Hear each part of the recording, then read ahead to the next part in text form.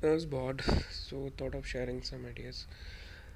So I was thinking about commodity trades and how people does in it in MCX.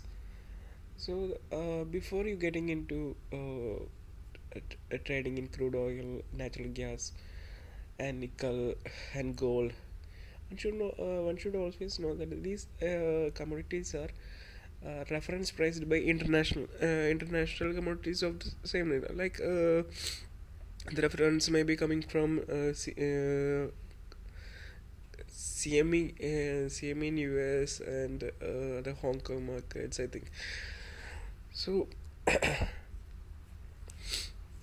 these globally traded assets, unlike equities in India, these globally traded commodity assets have always will have an influence from the outside powers that is beyond the control of the MCX or anyone, you can say, and it affects more in a positional trades rather than an intraday. They can pretty well manage because there is a hourly difference, the main trades, so they can create some spreads, but relatively on positional trades they cannot control the price of the crude oil and sorry, the MCS alone or the market makers in MCS cannot control the price of these kind of international assets, especially crude oil, natural gas.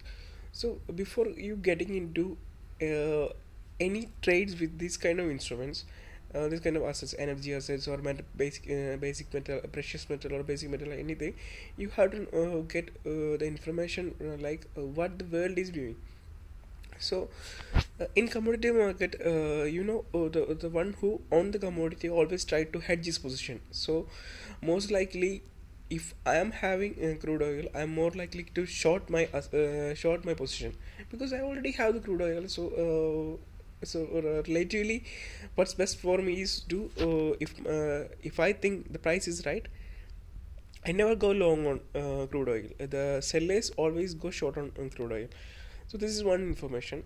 And another thing is in in CME and all these sites, they publish all this information about like how many short positions are happening, how many what kind of contracts are being created, and you can even reference the sites from Saudi Arabia and all these countries and make up how the world is viewing crude oil.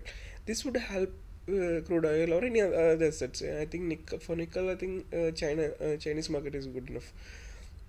So what happens is if you are trying to analyze all these assets from the perspective of the information you got from all other market, you will have a better understanding like what the world views on these assets, rather than just going long or short on based on some random information, and go with the big players how they are doing and what they expect the market to be.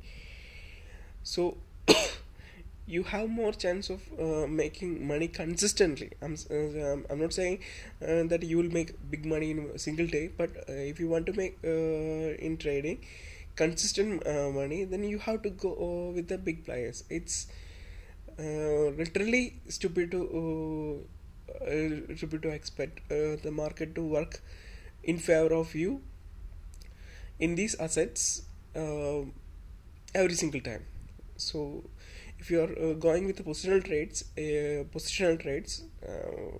hope you understand positional trades. You better watch how the world is expecting these assets to be, rather than just making some technical analysis decision or RSA is going 90 or